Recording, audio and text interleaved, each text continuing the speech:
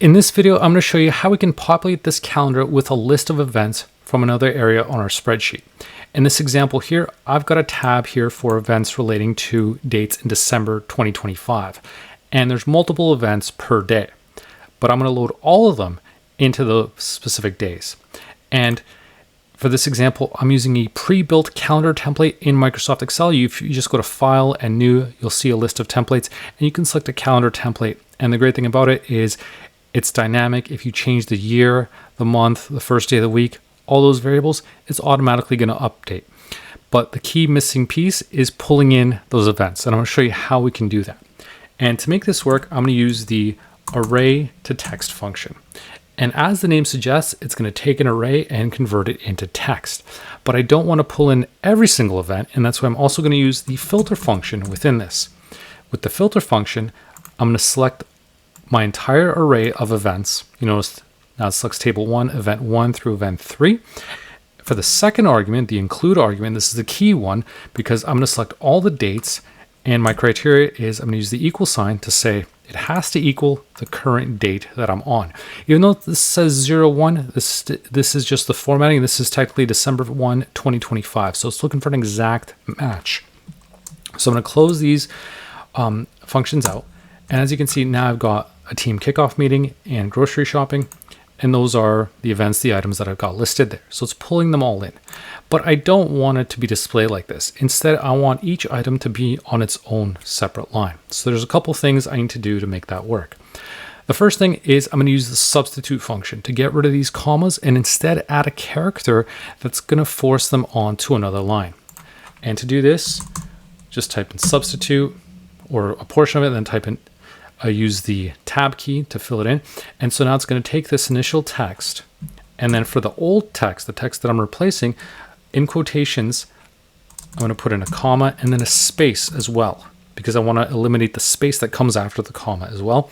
And the new text, I'm going to use character code CHAR 10 in parentheses. So that's basically a space, the same as if you're hitting enter after something. So basically pushing it onto another line. So when I do that, right now it still looks to be the same, right? We've gotten rid of the comma and now there's no space in there. Instead, we've got that character. And to force this onto another line, I actually need to select the wrap text option under alignment. And when I do that, now we see it's neatly on each line. Each item is on its own separate line. One other thing I'm going to do is add an if error statement here to say if there's nothing found, if it's an error, just return a blank value. And so I've got that set up. So now I can copy this formula to the rest of my cells. Now, because I'm using a table and I'm referencing fields in a table like this, I don't want to simply drag this over. And the reason being is once I do so, you'll notice this changed from date to event 1. So I don't want to do that. Instead, I'm going to select this value, this formula, and hit Control C, select my cells, hit Control V, and now everything's going to update properly. And I'm going to copy these formulas onto the other rows. And now all my events are going to populate.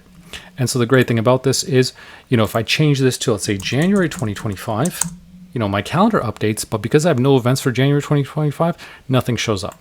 If I change this to November, I'll see entries for the first week of December.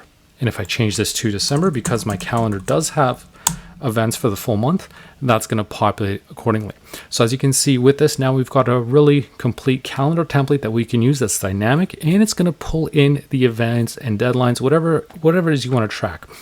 For this example, I've used 3 items for different events, 3 columns, but obviously you can add more if you wanted to. I just stuck to 3 for the sake of ensuring that the cells aren't too big and that the font doesn't have to be too small, but you can add more, you can add less if you want to, however it is you want. But by using a combination of filter and the ArraytoText function, you can easily pull in all these events. So the great thing about this is, you can put in any important dates and deadlines for different parts of the year. It doesn't have to be just for the current month. And then when you get to that month, when you update your calendar, they'll populate right in here. So it's a really easy way to create a dynamic calendar that you can use year round. So that's all right for this video. If you did like it and you learned something, please make sure to leave a like and subscribe for more like this. Thanks for watching.